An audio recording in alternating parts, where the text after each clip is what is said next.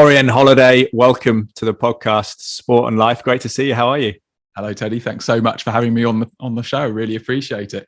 I'm good, thank you. Just surviving the cold, probably like the rest of the nation. Yeah, it's a cold snap again, isn't it? A bit more sun. This. Yeah, at least there's it's either in the winter in the UK that you have sunlight or kind of mild gloom, and the sunlight comes with cold, so it's kind of choose your poison, isn't it? It definitely is. Or not choose it. But apologies as well, because a technical mishap then. It did make me think, actually, with the sort of the wonders of Zoom and modern life, how much, and we'll talk about what you do in terms of your holistic approach to health and wellness and mindfulness and things, but how much technology has brought a level of new stress to our lives, perhaps facilitate a lot of conversations like this one, but it does, if we're not IT experts, does bring a little bit of anxiety as well. It's a mixed blessing. It really is. And I think there's nothing more true of that than social media. And I suppose you hear so much about it at the moment. And I mean, technology does wonderful things. And I think that's probably true for virtually all technologies.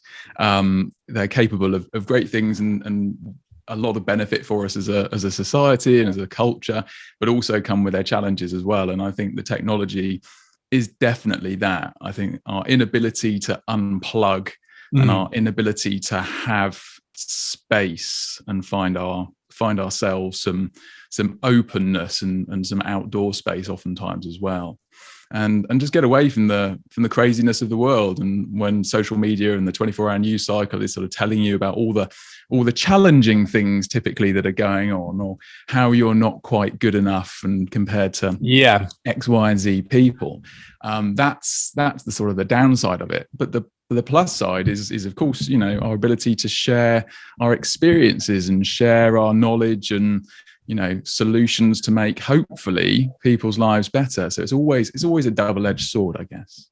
Yeah, how do you approach that with social media? Because it's an interesting one, isn't it? Because you even have like neuroscientists talking about the detrimental effects of scrolling, but yet someone like Andrew Huberman, who I listen to a lot on his podcast, will use Instagram and platforms like that to spread messages, anti-social media messages. So there's the weird one. Is it a sort of necessary poison that we have to use to get, almost question people? It's got to go to where people are, is the sort of the argument, isn't it? Because it's difficult. I don't know whether there's an analogy with social media and alcohol, because there's a new movement that people say all alcohol's bad, none at all is good. But then I do think there's a strong argument that alcohol can be a good reason for people to socialize, and things like that can be a social lubricant, can get people together. So I don't know whether social media is analogous to that. It's how much we consume of it. But how do you feel because you put out some great mindful videos on there, so you're kind of, I guess, trying to be an oasis in a frenetic sea.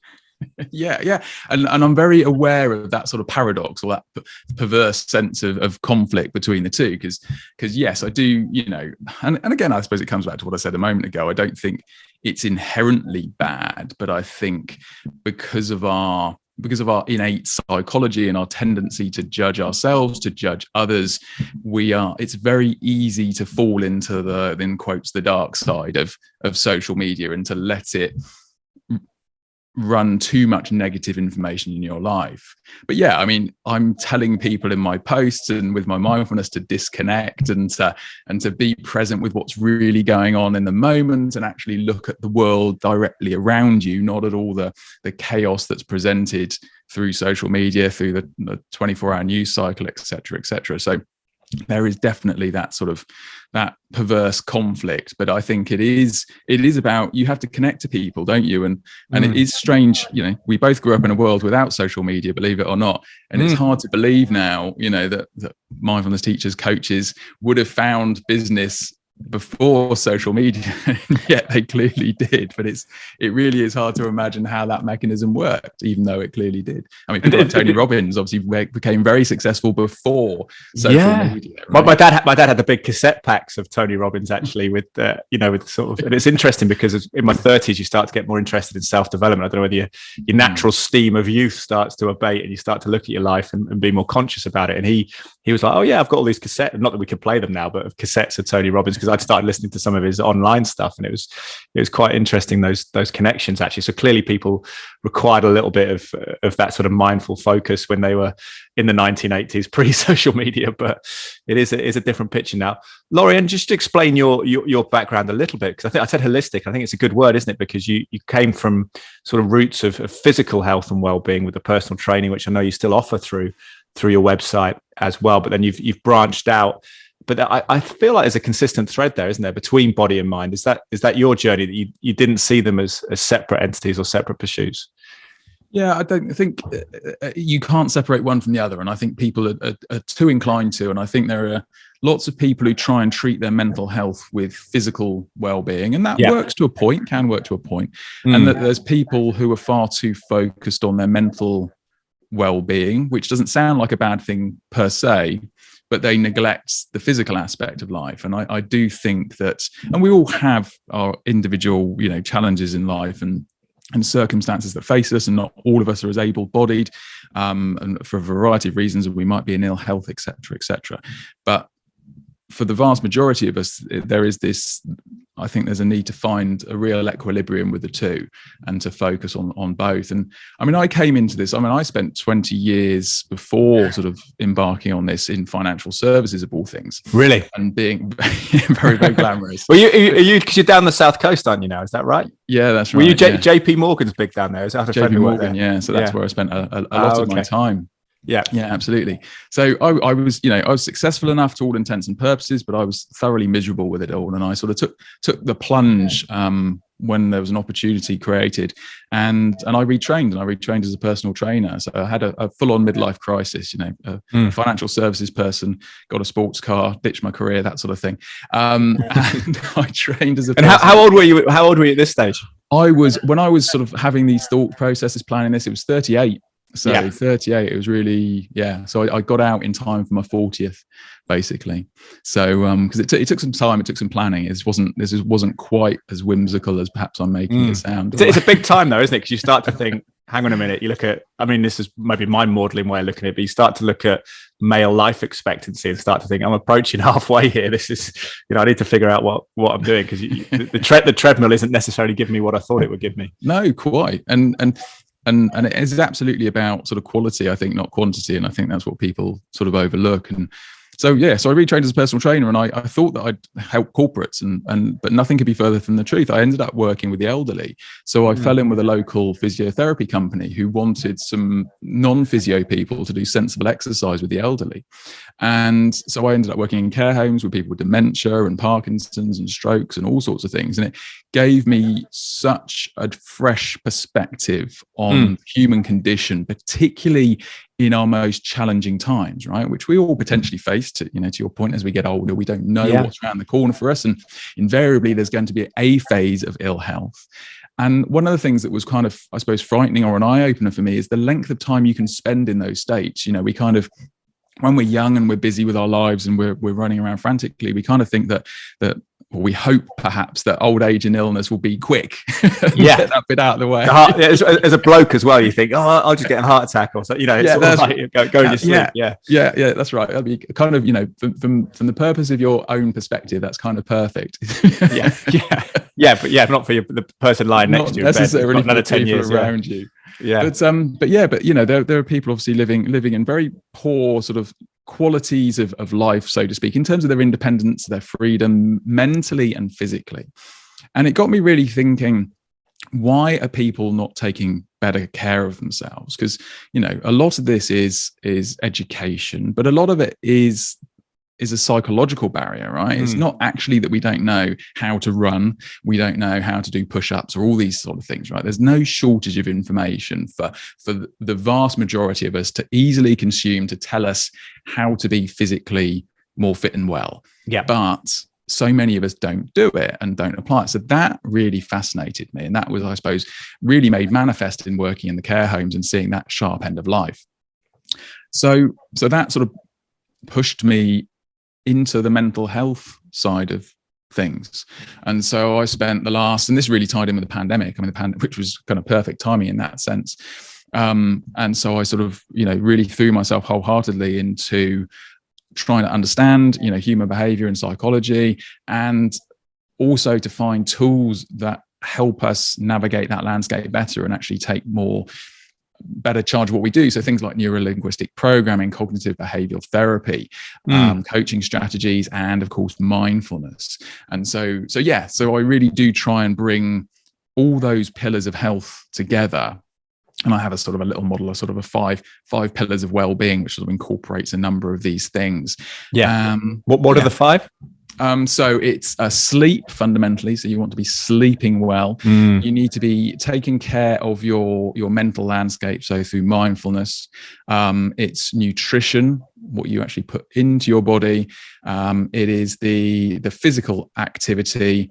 And what is the fifth one? This is a terrible admission. The fifth one has escaped me completely. Don't worry, that's fine. Well, this is it. This is the kind of reality. The 4 pillars of well-being of life in life in real time. I think. I mean, is it relationships? Just thinking off the top of my head, would it be that? I don't know. Relationships is a good one. Yeah, I mean, it's that community, sort of a community sense and spirit. Yeah. Sort of the need for contribution. So that'll do. That's a good one. The sleep. It's funny.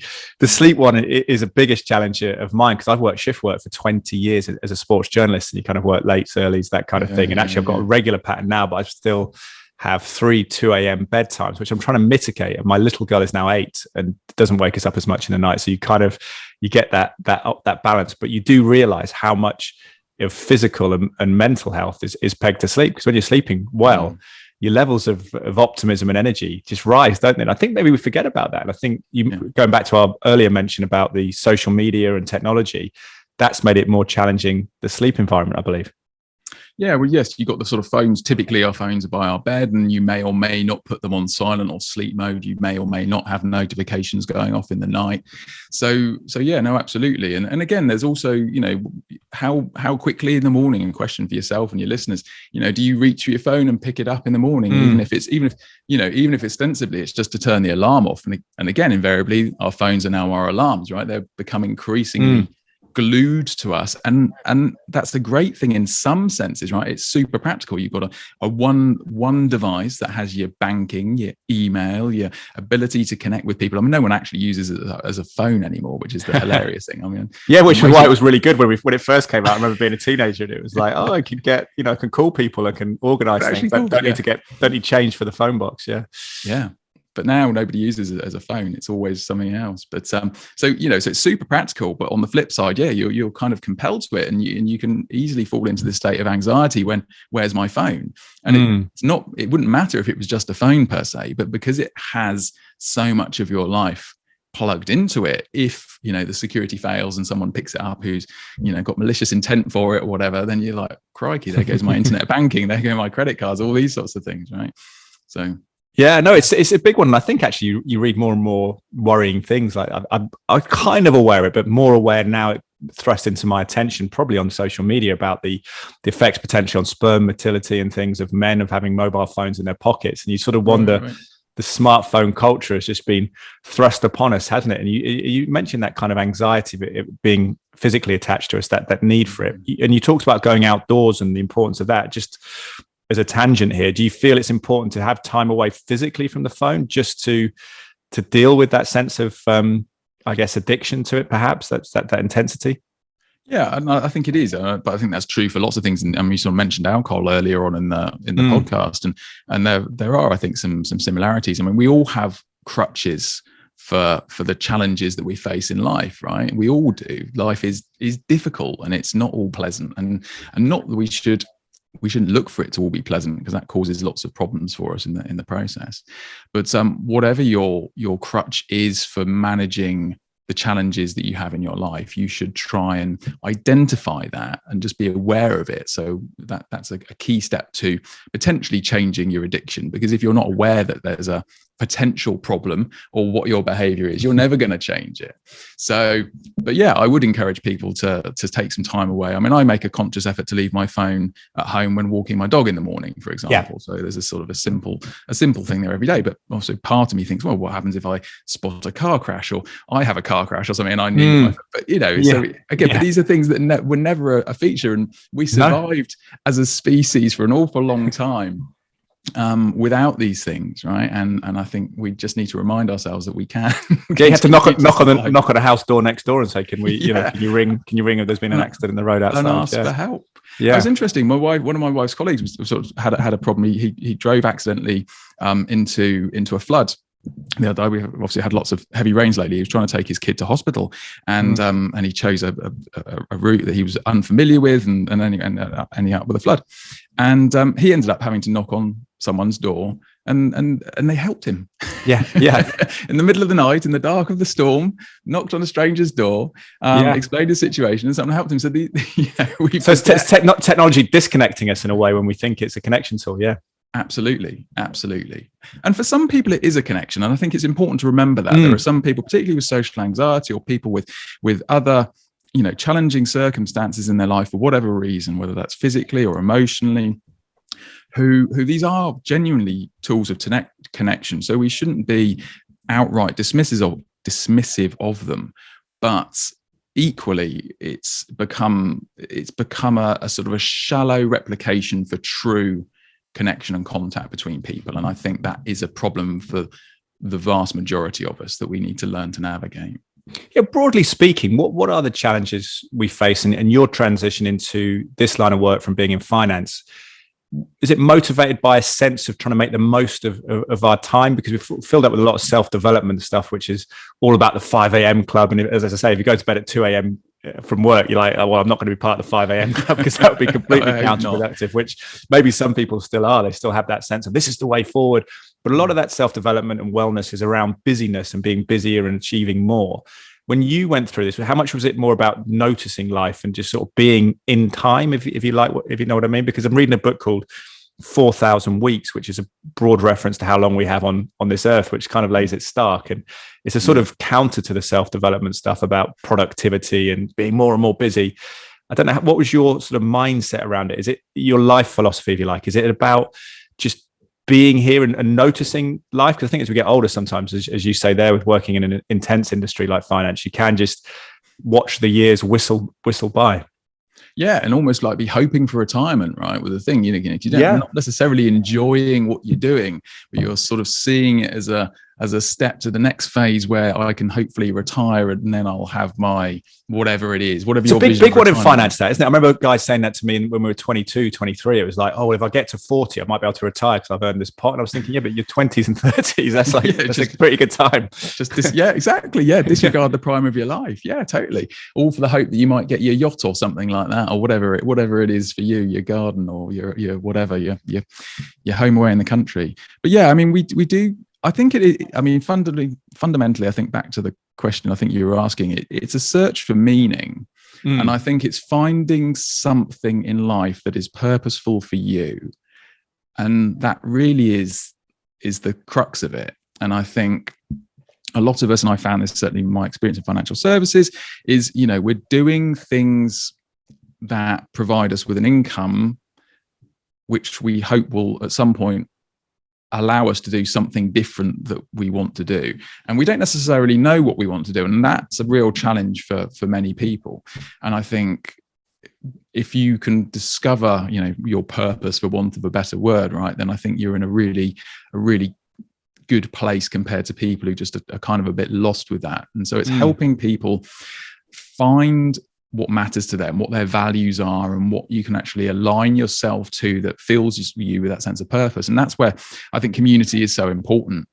And actually, being in touch with people and the work that I did with the elderly, I think was paramount in that, and really, just showed me the significance of human connection and actually supporting people, others who need, you in one way or another. And that, I think, is profound and incredibly powerful. So the more community work we can do, I think the better we'll find ourselves. Yeah, kindness is a bit of a selfish sort of generous thing to do, isn't it? Because it does give you a buzz, because you get locked into your own world and your own dramas. But actually, when you do something, I just coached my little girls' school group of girls who never played football before yesterday, got them, and I just absolutely loved it. And you think, in a way, the parents saying, oh, it's great you've done this and volunteered and things, but actually for me it's massively uplifting, because I love sport and can actually be quite disconnected from it as a sports journalist, because you're sat in a studio, whereas actually, on the grassroots and being in the fresh air and watching a ball bounce around and trying to transmit ideas to young girls was great, in terms of being immersed in the moment. Your purpose, do you feel, is to is to help people. And was it a purpose you've always had, or do you feel that we should be kinder on our younger selves and think that we didn't make mistakes? We actually were different seasons of life potentially, and just recognizing when seasons change. Yeah, totally. And I mean, certainly I can speak for myself as a young person. I was so desperate to prove that I knew everything and that I was, established in the world and I could cope and be capable. And you just sort of shut out the prospect of the things that you don't know. And you kind of, you sat there pretending or desperately trying to hold it all together. And actually you put so much pressure on yourself. And it's such a small part of your life, really, but such a profound part of your life equally. And I think it is trying to remember that it is a long game and that it's not a race to the end, because I think that's often how it feels. I've got to get out of school and get a job, and then I'm going to get a job and I've got to find a relationship and settle down and maybe have a family or whatever it is, and tick these boxes that are someone else's boxes. And I think that's the key thing. There's a guy, Johan Hari, who wrote a wonderful book called Lost Connections, and one of the things he talks about is this, and it's this following the goals of other people, following the goals of society, the things that we are told will make us happy. And this is the land of marketing, the land of advertising, right? And again, it's not to say it's malicious or conspiratorial in any way, but that's how we're wired, and so it's how the mechanism works to sell us products, to make you feel better if you buy Coca-Cola or if you buy the Mercedes or whatever it is, right? It's sold as a lifestyle. But it's one you can never achieve, is it? Because there's always something else that you need to get. Yeah, because it's a fantasy. And the key thing here with this is, and this is true for when you look at other people, right? We look at other people, but we don't see their emotion. So what we see is the snapshot. Everyone else appears, or everyone else, but most people, when you're looking at life, you're seeing just the outside appearance.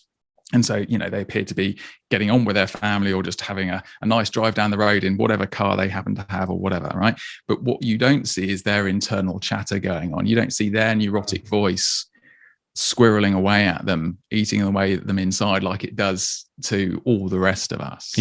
And so that's why we sort of look outwards and think everything else looks better. We're chasing someone else's vision, someone else's dream, rather than actually working on the relationship with ourselves, which is fundamentally ultimately the only relationship we'll be left with, right? And back to potentially our challenges in life, right? And there was and this is why so many people don't like to be alone, because they're they kind of have a very unpleasant relationship with their internal voice. How would you define a healthy relationship with our internal voice? Because you don't want it to be sort of, this is a prejudice of mine, but I wouldn't want it to be overly indulgent in terms of you're great, sit on the couch, eat loads of chocolate and that kind of thing. But at the same time, I have had periods in my life where it's like you're just never happy, man. You just, there's always another kind of hill to try and climb, and you're kind of hard on yourself and dismissive of your successes. What is the relationship that we should have? That it's a bit like a healthy relationship for a coach and their client, isn't it? I guess is a similar one. So I think it's being aware of it is the key thing. And again, that's really the fundamental, because and you're totally right and this is, we've been set up from this by evolution, right, to be more prone to seeing negatives and more prone to sort of fearing to the future. And there's good reason for that, because it helps keep us alive. And again, to the point, if we were all too happy and too content, then we just sit on the couch and eat Cheetos or whatever. And but we've got choice now, haven't we? Which brings a lot of anxiety and stress, whereas before it was just go out and hunt, get a wildebeest, get some berries, come back to the cave. Well, that's it. Well, again, that's part of the problem, is that we have, for the most of us, particularly here in the West, is we have an abundance of comfort and free time.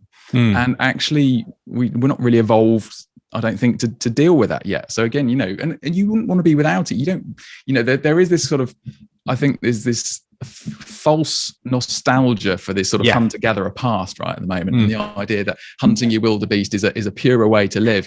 But actually it leads to starvation and injury and not having enough, and and fear. Will you be able to die from a cut or graze or something like that? Cut or the animal injury or whatever. So it's I think it's best left as a fantasy rather than actually. Well, I always think we're in a sweet spot. I don't know what you think about this. When you look at some of the human evolution and the anthropology of it, they sort of say hunter-gatherers were eminently more healthy than probably even city dwellers up to 200 years ago.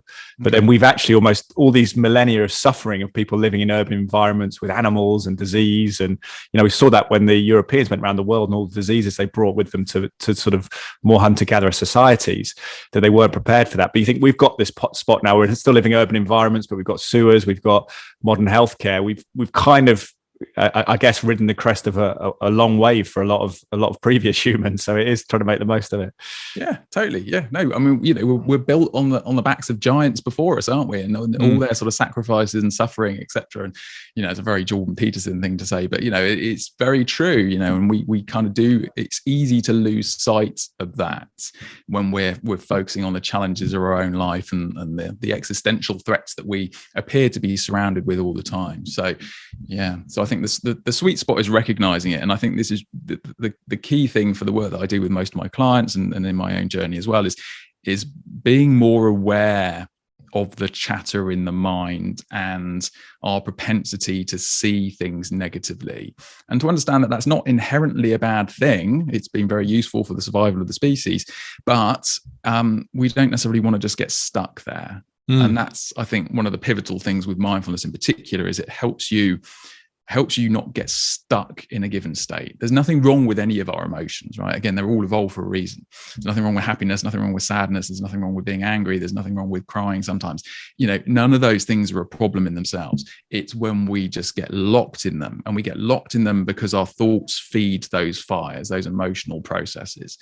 And when we get stuck in patterns of thoughts, and again, we're inclined to a point we can be inclined to, because the neuroplasticity of the brain means that the more we repeat certain thoughts and outcomes and tendencies, the more reinforced they become, right? So if you've had a period of challenging thoughts in your life or thinking negatively, those thoughts just get more and more easy to bring to mind, and harder to resist.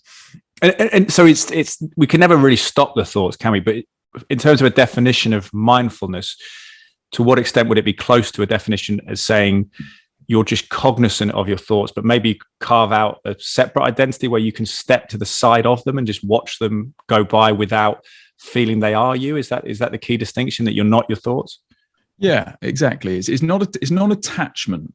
And it is very much that case that we are so keen we get mesmerized by our thoughts, right? They're like a movie. You go to a movie, and if you're watching a good movie, there are times where you just lose yourself in it, right? Yeah. And you kind of forget there's any separation. You're just in the movie when it's a good movie, and that's what you want. That's why you go to the movies, in theory.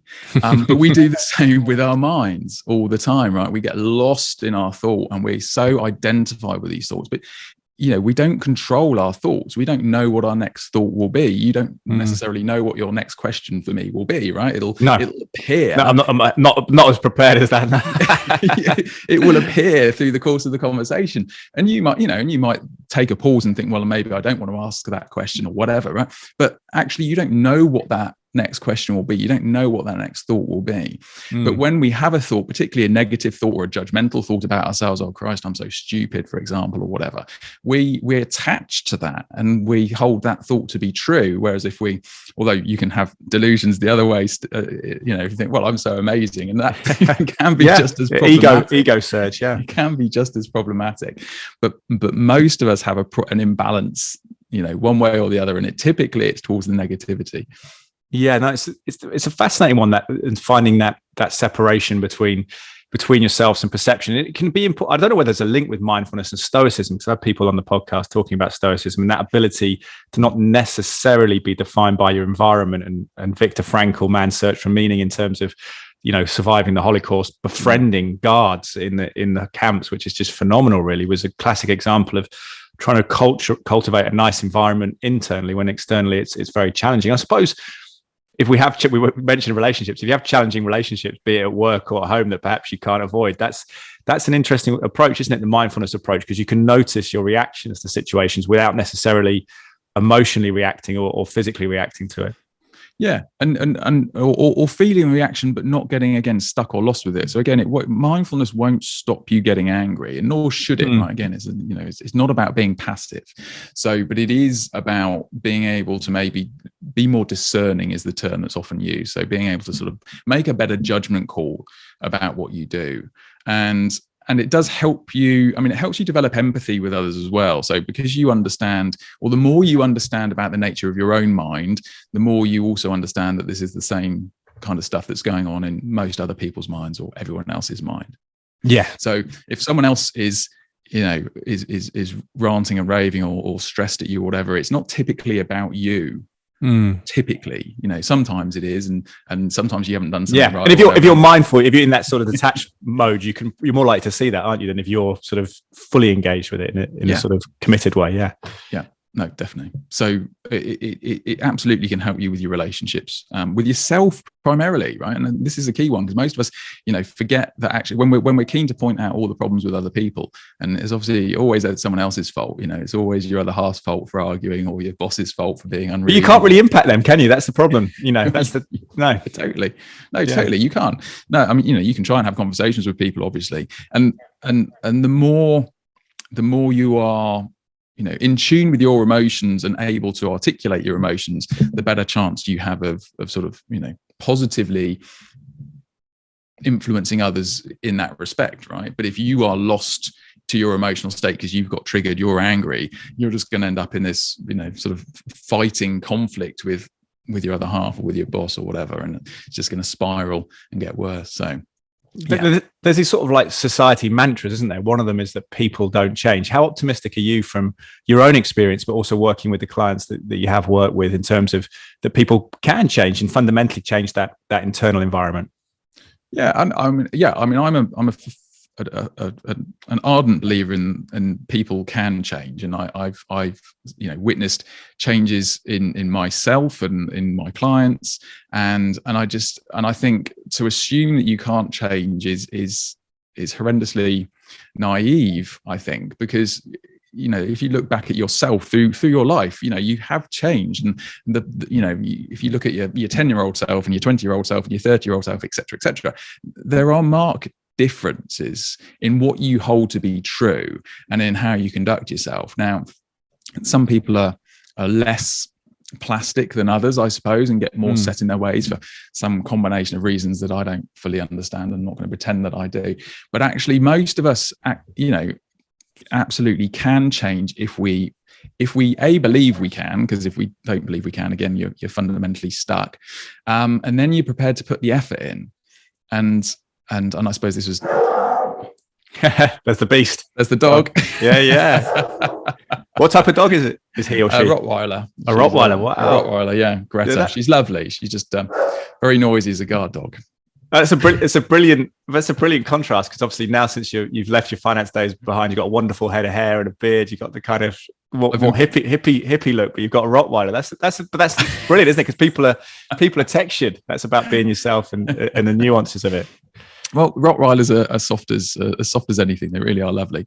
They've got a terrible, stereotype, again, because of movies and occasional things in the press. But actually, they've got a lovely temperament. But again, that's an example of, with dogs generally, it's how you raise them. It's just like people, right? And you can, raise people to be nasty, obnoxious people, or you can raise people and dogs to be kind and lovely and all those sorts of things. And so, well, that's a really good point, actually. And I think that's something that, I don't know if you're a father or will be one day, but that's something that my wife and I have talked about a lot. And we talked about it in reference to all manners of people, difficulty in our life, and even homeless people. And perhaps people could be prejudicial and make judgments about people before. But when you have a kid, you realize from the sense that, everyone was this vulnerable. Everyone was so reliant on those people around them at the start.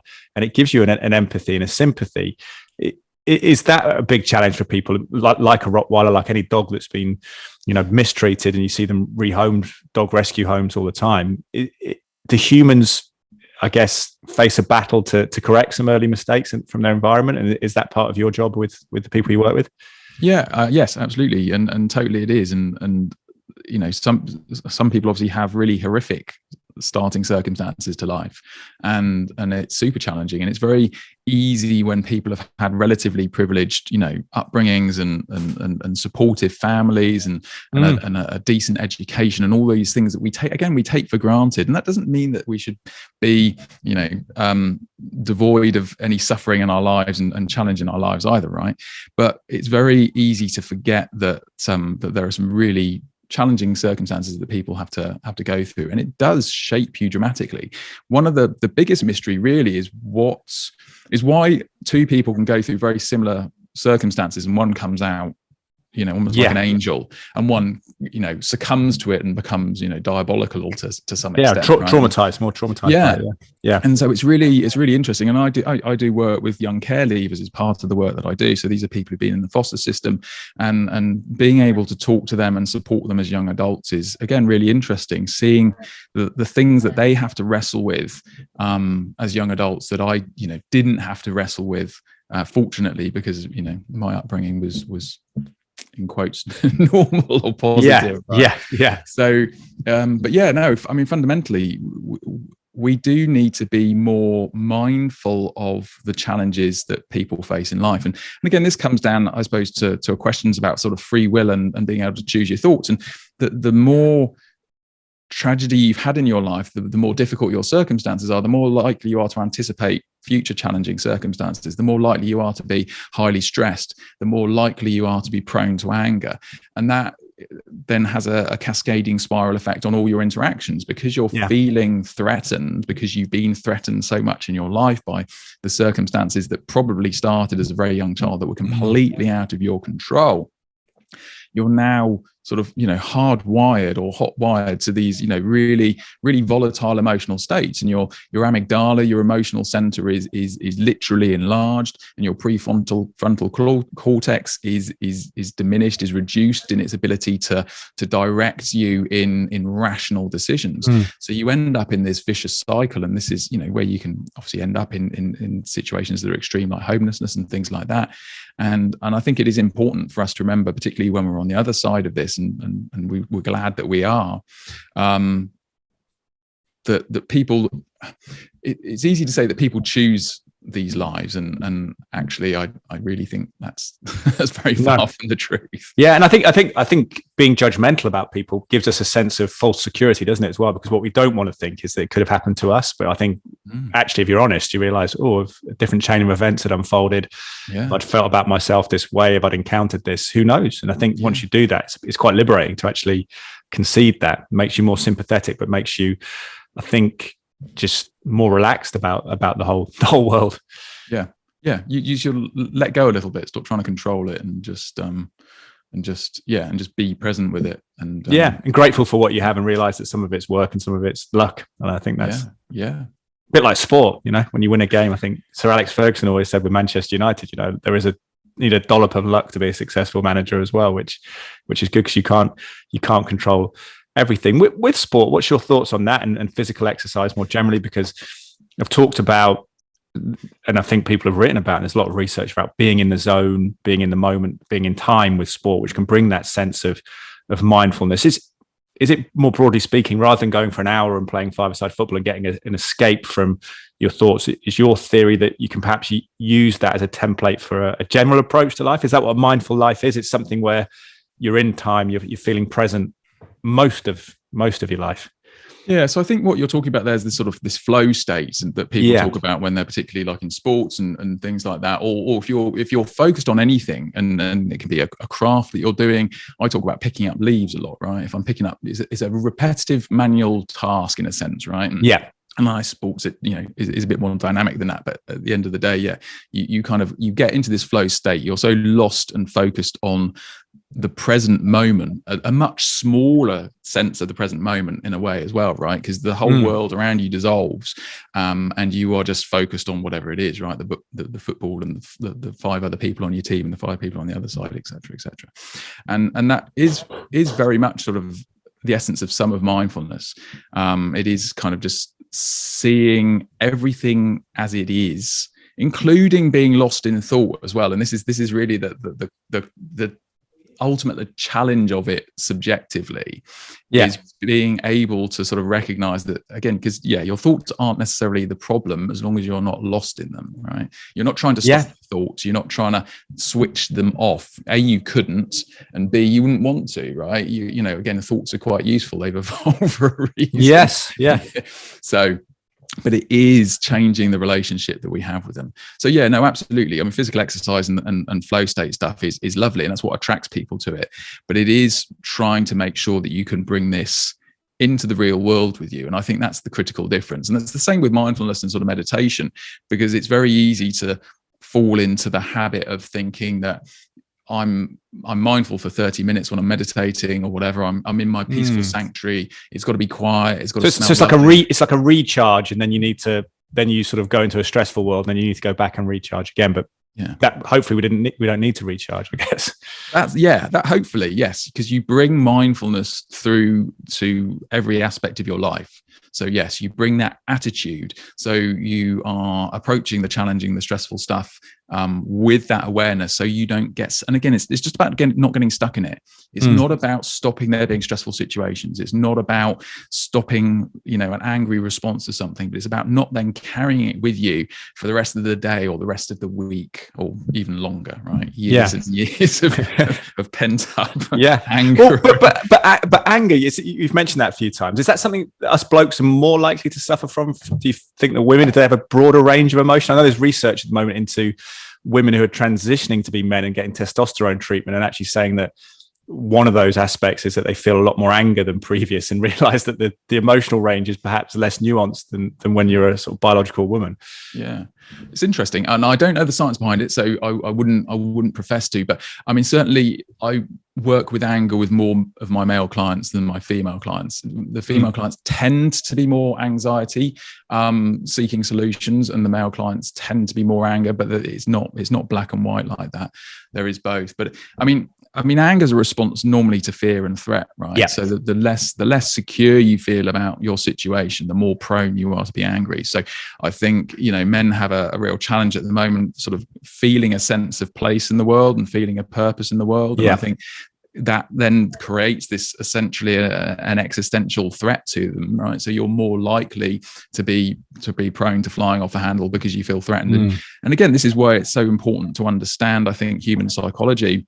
And I think that's one of the great failings of our education system, is that you don't come across this until you possibly go to college and choose to study it if you're inclined to, or university. Yeah. And actually, from a young age, obviously we all have to live with psychology, with ourselves and with others.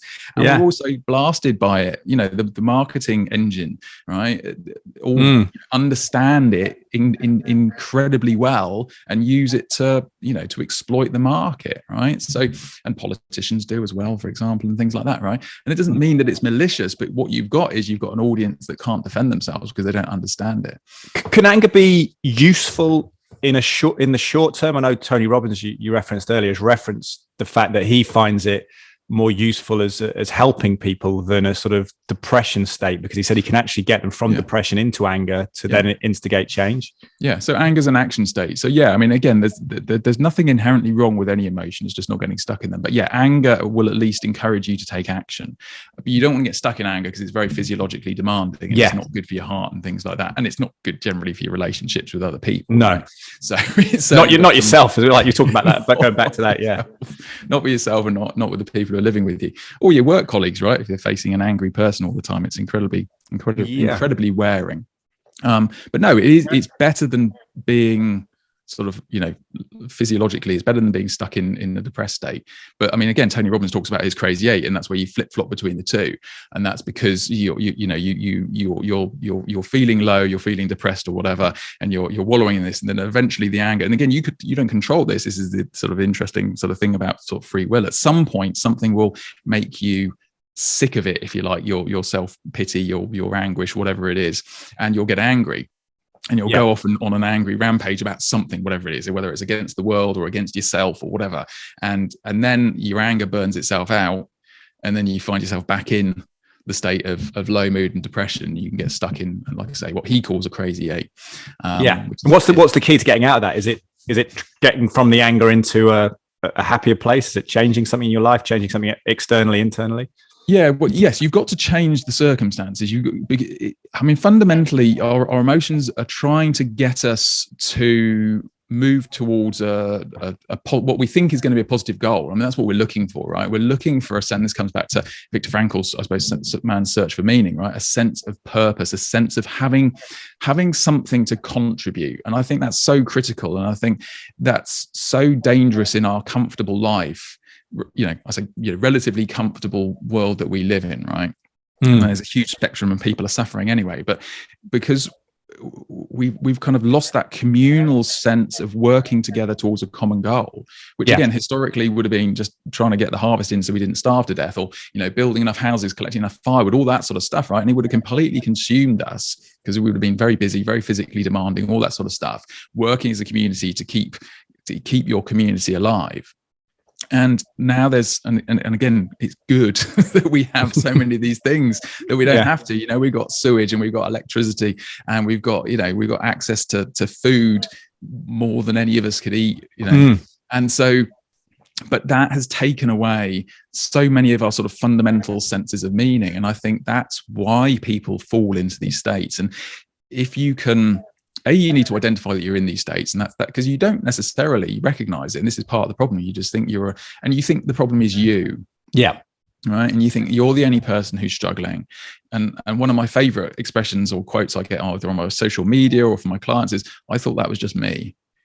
Because people do, they think they're the only one. It's so easy. And again, this is because the Instagram culture of everything's perfect and everything looks amazing, right? And they think they're the only ones who are mentally unhinged and can't cope with the chaos of their life, and that their kids are driving their nuts and all that sort of stuff. But actually, it's, we have very similar human experience. The individual specificities of our life are obviously different, but the psychology within us is universal, and it has to be universal. Otherwise the stories that we love wouldn't appeal to so many of us, right? You wouldn't be able to do a movie that appeals to millions of people if we were all so different. You wouldn't be able to market anything to anybody if we were all so different.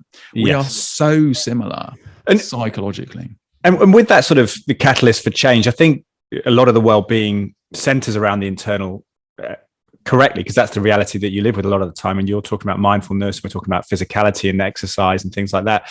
But fundamentally, you changed the external environment drastically for you in terms of the workplace. What's the important lesson there that perhaps, these other things are sticky plasters until we do to take strides to change what we can change? 'Cause I think there was something in there that sense that Viktor Frankl couldn't change being in a camp. So in a sense, sometimes if you're locked in, and people probably experienced this sense of freedom during the lockdowns, actually, bizarrely, didn't they? There was nothing, you suddenly couldn't do a lot of different things. There were no options. They're taken off your plate. Do you think it is taking action in the external environment? Is that a necessary step for a sort of a relaxed and calm environment, rather than just taking up an exercise regimen or taking up a mindfulness approach? I think it's whatever works for you. I don't think there's necessarily a right answer, right? And I think it's, I think, again, it's being a detective to what's happening in your life. And if the things you're doing are still leaving a sort of a sense of something gaping that's missing, then there's something that you need to adjust. Yeah. And that might be, spending more time in nature and actually getting outside. It might be actually finding some work to do in the community, or doing a different job like you did, or a different career. Taking a more fundamental leap. But it's difficult because obviously we need to eat at the same time, right? So these careers that can be so frustrating, and there's probably not many people, sadly, who really love to get up in the morning and go to do their job, right? There's not many people who do that, right? Most of us, and again, this is do you now? Do you feel that? How do you feel about your work now? I really enjoy what I do, and I genuinely do. But I still have and this is something that Marcus Aurelius said as well, right? He struggled. So the Roman emperor, who's one of the modern founding fathers of Stoicism, in a sense, right? Or the ancient founding fathers of Stoicism. Didn't like getting up in the morning, and I mean, obviously he had a different set of pressures to me, right? But, this is the leader of Rome, the largest empire, arguably that the world ever knew, and all that sort of stuff. And he didn't want to get out of bed in the morning, right? And he felt the weight of that pressure. So again, it's very, I think, very human. And again, I wouldn't profess to understand the roots of this. I need to do some more reflection on it. But even if you are happy in your work genuinely and content, and you have that purpose, there is always still that sort of, there are these sort of wrestling elements that we have within ourselves. And I think it's recognizing that, and that's not a problem in itself as long as you don't get stuck in them. But yes, I'm much happier now. Well, I think it's great, but it's great that you talk about the pragmatic aspects there of needing an income and things like that, because especially if people are parents, I think you can't necessarily just quit a job, walk away, and then have no income, because there is a reality to that. And what I like about your approach to mindfulness, we talked about the 30-minute approach, is where I think a lot of it's been sort of centered, or even 10, 20 minutes. But what you do on your Instagram account is this idea of a minute of mindfulness. And I think, how much did you think about that in your approach to it, that perhaps you needed to fit in with the reality of the way people are living? Yeah, and I think that's very much it. And it's the same with the gym, right? It was my attitude with the gym when I was a personal trainer. I suppose inherently I'm lazy, right? And I don't want to spend hours typically, and I've done multiple day retreats and things like this, right? So I have put in some time on my meditation, don't get me wrong. The same with my exercise, but there's lots going on in our lives, particularly again the modern world, the real world, if you like, that we live in, and that we have to work in. And so actually finding things that you can do as efficiently as possible is what I really enjoy doing. And that's ties into the tools that I teach people to help them with their mental landscape. And the same with the exercise side of things, like kettlebells, for example, I think are fantastic because they give you great bang for your buck. Yeah. And you can get a really solid workout very quickly. And doesn't take up lots of equipment, doesn't take up lots of space. You don't even have to go to the gym, right? Because you can have a kettlebell at home. It doesn't take up loads of space, doubles up as a doorstop, all these sorts of things, right? Same with your meditation. If you like meditating and you've got time to meditate for 30 minutes or an hour a day, then fantastic. But a lot of people will really struggle to do that.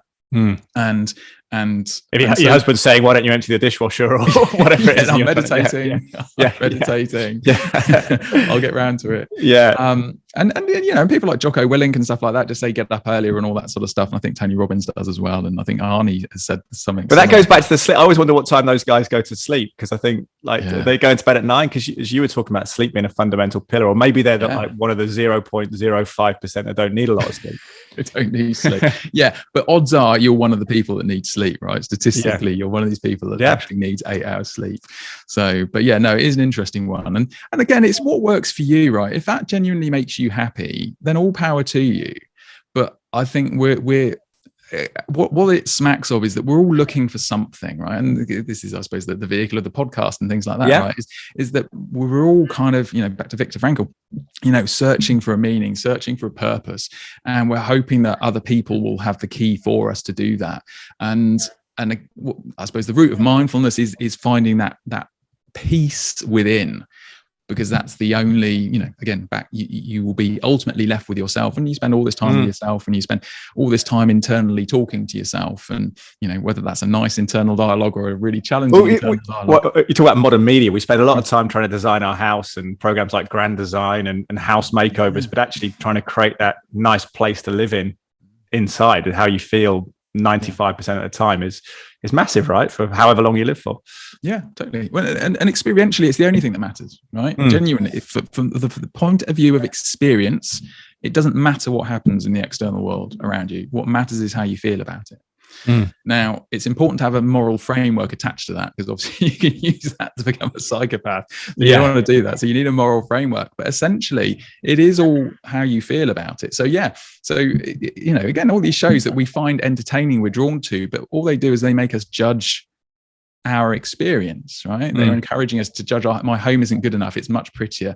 I've been watching The Traitors and watching that castle in Scotland, and I'm like, right, I want that castle in Scotland. Imagine the upkeep though. Imagine the upkeep. The energy cost at the moment. Good grief. But if I could afford it, hopefully I could afford everything else. But anyway, but you sit there and you just, we sit there comparing ourselves. And again, it's a very human thing to do. And there's nothing inherently wrong with it, right? Again, it's evolved for a reason, and it's helped drive us forward. Again, if we were all completely happy and super contented, we'd probably just sit there on our sofas getting fatter and fatter, and not. How do you reconcile that as the sort of need to be wholesome and to help people who are really struggling, but have aspirations to be successful yourself as a coach, and potentially that means working with affluent clients who can afford a certain price? Do do you have a sort of pro bono approach to some aspects of your work, and then a sort of you take money from people who can afford it? How does that work? So I think we're often conflicted, aren't we, over money? Because I think in our society, like you're saying, we've got these kind of lofty goals of money, but then actually sometimes asking for money as a self-employed person in particular can be difficult, or going to your boss and asking for more money, or people feel embarrassed about it. Yeah, no, totally. No, absolutely. And it is a thing. And I suppose that, it's the tragedy, as is with most of these things, that it's the people who can least afford it who typically need it the most, right? So the harder your life circumstances are, the less affluent you are, the more likely you are to be struggling psychologically. You've got more pressures. You're worried about whether you can afford to pay your rent, whether you can afford to feed your family, whether you can afford to put your heating on at the moment, all those sorts of things, right? You might have less job security. You might have come from a more impoverished background prior to that, and all sorts of things. So again, this cascade of challenges. So no, absolutely, it's a huge thing. So I obviously put stuff which I believe is genuinely helpful for people, obviously out that's a positive of the internet. Actually, it's a real internet. Yeah, and I do some charity work and stuff as well. So like I say, I do some work for the local authority, helping young care leavers. I've also done some work for a local hospice, teaching mindfulness to their staff, and I'm hoping to support their patients and things in due course. I'm talking to their clinical psychology team at the moment about trying to instigate some mindfulness more formally into the structure there. So I do volunteer services as well. But you're right. No, you've got to you've got to earn some money. And, I know. And put food on your own table. So it is a wrestle. Yeah, no, definitely. It's an interesting one for coaches like that. And it's talking about PTs. And I've done a PT qualification with our mutual friend, Ross Mitchell, who's a great physical instructor and really learned lots of aspects of coaching. Actually, he's a very sort of deep thinker in lots of things. But it's interesting that because a lot of the PTs I know who have become affluent typically, and this is a stereotype because a lot of them are men, is work with sort of upper middle class housewives who have got spare time and possibly all seem slim and well and very rounded in their knowledge on health and fitness, but because of that they want to go that extra mile and get a fitness trainer. So it is a complex picture, but I think, like you say, maybe sometimes taking money off the table in certain interactions, for me, volunteering at the school, doing things like that, helping my wife's on the PTA there, just philanthropic things that actually you're not even considering how much to charge for something is easier. And simplifying areas of your life. So I love it. It's really cool. And how important is it to be ourselves? That's a sort of modern advertising slogan, isn't it? But I think they often peg that to like driving a certain car or having a certain type of fridge or whatever it might be. But is it deeper than that? Because it's funny because obviously for you got, as I said, you got a wonderful head of hair, because I didn't even think you were the age you are, and you've got a great beard, no grey hairs, but your appearance is one that probably doesn't fit with the financial setting. Is that part of it? Did you feel more of yourself now? Is that a thing?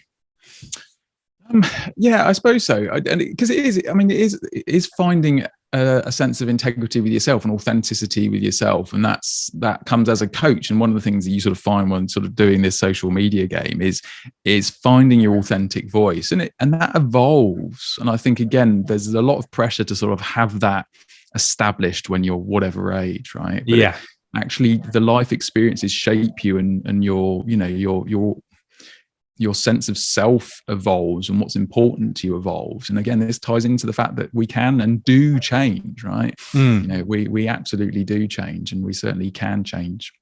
So I think you do have to find a way to be authentic to yourself, but you've also got to do that in conjunction with the people that you live with in your life. And I think I think there's too much focus on, the need to be individual and to hell with everybody else. And I think that's a problem, because we're a social species, right? And fundamentally we're a social species, but we also have, a strong individual bent. And it is, again, it's that balancing act of the two.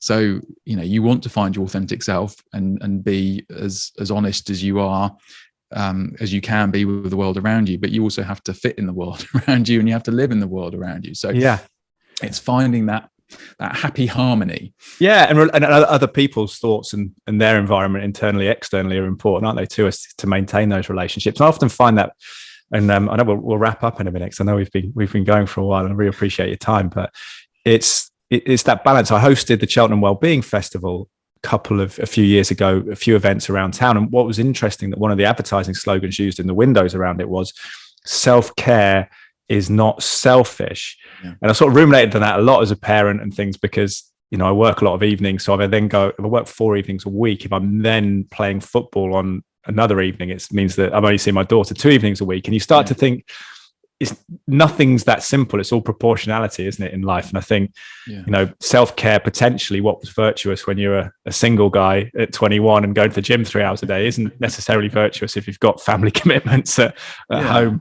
So it's kind of figuring that balance out for yourself, I suppose, is the key.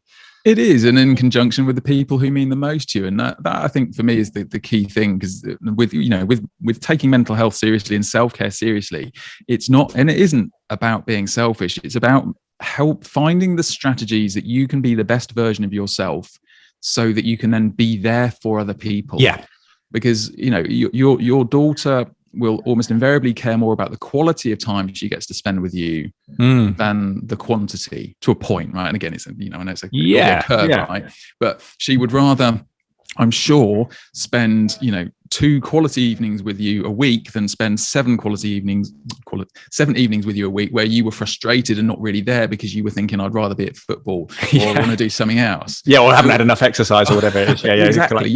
Cabin fever, I feel awful in myself, or I'm stressed because I haven't been able to go to the gym and do some exercise, whatever it is, right? Whatever combination of things. So it is finding whatever the tools are to invest in ourselves and keep our mental landscape as good as possible, and work on improving our mental landscape so that we're better people to be around, so that our other halves and our kids and our colleagues don't bear the brunt of our tragedy. The spilling out of our internal environment, or whatever it is, that frustration, sort of psychological or physical. Where we wrap up here? And I was going to ask you quickly to do a little meditation in a second. I know for people listening how that would work, but it'd be nice just to do a 30-second thing, or whatever you think. But where do people start, do you think, if they're not feeling quite right? You went back to those pillars. Do you think sleep is a big one? Because I think it has for me. I've tried to go around the house this bit. If I have a good night's sleep, the other puzzles become a little bit easier to solve. It's difficult because it's very difficult to separate, you know, your well-being out, and people are inclined to, and I think this is back to the whole exercise and mental health kind of thing. But I mean, you know, sleep is fundamental for almost everything. But then the same, you know, nutrition is as well, believe it or not. You know, what we feed ourselves with and how we look after our body is so critical. So but yeah, if there's one thing you can fix in your life, it probably should be sleep. However, if your mental landscape isn't good, if you're prone to anxiety, to worry, to depression or anger or whatever, you're not likely to sleep. So maybe exercise or something helps. Yeah. And exercise also helps. So yeah, you have this constant sort of circle of factors in your life that are influencing what's going on. So caffeine and anxiety and sleep, an interesting kind of mix as well, isn't it? Yeah. Yeah, just stack them all up and see what happens. But yeah, so sleep's really good. I mean, I think for me, the most profound thing has been studying what goes on in my mind. And actually learning and identifying my patterns of behavior, which ones aren't very helpful, and which ones aren't very true. And that is a very stoic sort of attitude, back to the stoic sort of approach. And that's also the cornerstone of cognitive behavioral therapy, CBT, is that studying your mind and asking what's true. And mindfulness really helps that, because mindfulness allows you to cultivate the attention to enjoy that space. And then that really is, it's kind of that's the unlocking of the puzzle, if you like. And then you kind of suddenly can see the pieces, whereas before it's just this, you know, big jumbled mass. And now you're looking at a jigsaw, for want of a better metaphor, and you can start assembling it or reassembling or whatever as you need to make your life better, hopefully. Yeah, and I love it. And I think in terms of the relationships, that sense of detachment between what you intend to be or believe you are internally and what your behavior is, I think, is, like you say, is good, because you can actually see a set, and having someone close to you who you trust for feedback to say, hang on a minute, you did this or said this and this made me feel X, Y, Z, or escalated this situation when it didn't need to be, or you didn't understand that person, I think. And women are quite often pretty good at that, I think, intuitively, and can give you some good feedback. And I think that for me, that whole mindfulness, it all plays into that sense of just being able to be aware of yourself, your thoughts, but also your behavior. Because you think, I'm a good guy, I'm a good person. And they'll say, hang on a minute, you did this or said that 2 years ago. And I was like, oh, really? Did I? And then if someone else had done that, I would have thought they're a bit of a nincompoop, not to swear. Yeah. What are you embodying? And I think, and that this is a key thing as a parent in particular, or as a boss or anything else. But when you're parenting and you're telling your kids one thing, but you're actually displaying a different behavior entirely, they're not stupid and they know that instantly. And so it's so important that we embody what we're saying, what we're professing, and that sort of lines in with that. Love it. Now, Lorien, do you feel like, is it a good situation? Do you feel like happy to do a little mindfulness? Yeah, of course. Yeah, no problem. Because I think it's a good little insight. If you, whether you've done mindfulness or not. So what I would propose is that we do one with sound. And the reason I do sound, so the breath's a common source of mindfulness, and you can be mindful with anything basically, right? It really doesn't matter. It's a focus for your attention. But a lot of people that I find when they're meditating, again, are very focused on finding this Zen space, this perfect sense of calm. And in life, it's often not like that, right? We live in houses with thin walls and there's traffic moving around nearby. There might be a Rottweiler downstairs barking every now and again, all that sort of thing, right? We're surrounded by interrupting sounds. So if we can learn to be mindful of our relationship with sounds and our attitude to sound, then that's a really solid step to build from. And it also has a very practical purpose. If you happen to live near other people in the summertime when they're having parties outside at night and you've got your windows open and you can't sleep because they're having a party, you can actually bring this mindful attitude to the sound, and you might find that you can actually go to sleep rather than being angry at the fact that your neighbours are inconsiderately having a party at 2 a.m. in the middle of August, for example. So should we go for it? Because I think that is a very practical one. Because when you do stop and go quiet, I've just noticed even when you were talking, the hum of the laptop here and some distant traffic and my wife upstairs. It's quite nice, and actually a little bit of noise people often find quite reassuring. Silence is very disconcerting. True, genuine silence. If you've got no sound, that's actually really quite uncomfortable for us. So yes, but it's our attitude to it. So no, definitely. Okay, let's do it. Go for it. Let's do it. Okay. So just sit comfortably wherever you are. You can sit or stand. This is just an exercise in listening. And it's up to you whether you want to keep your eyes open or let them close. Entirely up to you. And just listen to the sounds around you. And my dog has chosen this perfect time to do some barking. And it can be my voice. It can be the dog barking. It can be the traffic around. It really doesn't matter what you're hearing right now. See if you can let go of the labels that you attach to the sound. So instead of thinking dog barking and whether that's frustrating or annoying, and just sit with the raw sensation, the experience of the sound hitting your ears. As if you're just gently waiting for sounds to reach you. Notice any emotion that you do attach to the sound, sense of frustration or annoyance, or even happiness. Any sense that you're reaching for one sound in particular. That sounds pleasant, that sounds unpleasant. Simply notice this landscape.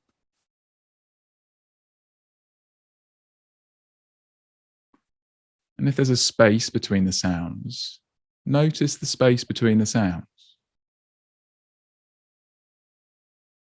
What happens in the mind when you're simply listening?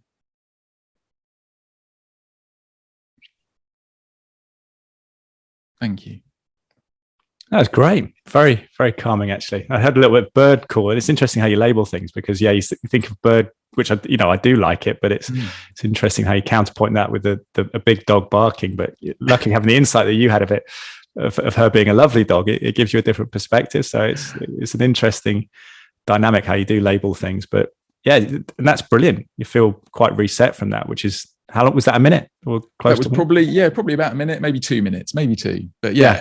Exactly. It doesn't need to be long, and I think it is. And the idea with the mindful minute, I suppose, is that you can interject as many of those as possible into the day. Every time you boil the kettle, every time you're waiting, you've got a minute between your next meeting or whatever, you can actually bring some conscious mindfulness. We have lots of spare minutes. Don't use them scrolling.